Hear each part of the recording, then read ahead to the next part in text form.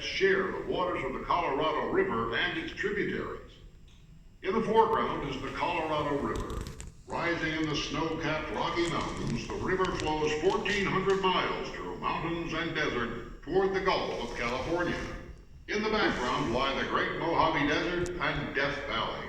And in the distance are the metropolitan centers of Southern California as well as the Pacific Ocean. A single sweep of the eye takes in the upper and lower Colorado River basins, which include portions of Wyoming, Colorado, New Mexico, Utah, Nevada, Arizona, and California. 1/12 of the continental United States is drained by this great river system.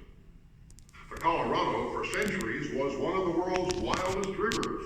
Melting snow in the mountains each spring swelled the river's flow, transforming it into a raging torrent. Time and again, the low, flat valleys in Arizona and Southern California were flooded.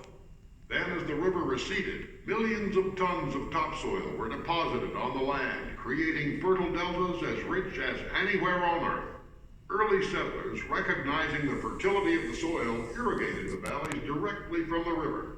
They tried to protect their lands from floods by constructing levees, but levees were feeble safeguards, and during major floods, the valleys were at the mercy of the uncontrolled river.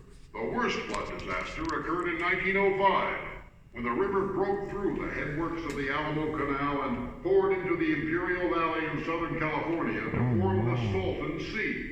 16 months of tedious labor were required to restore the river to its former channel. But the threat of flood was not the only problem posed by the unruly river. After the springtime floods and runoff, the river's flow generally dwindled, and at times its lower tributaries dried up completely.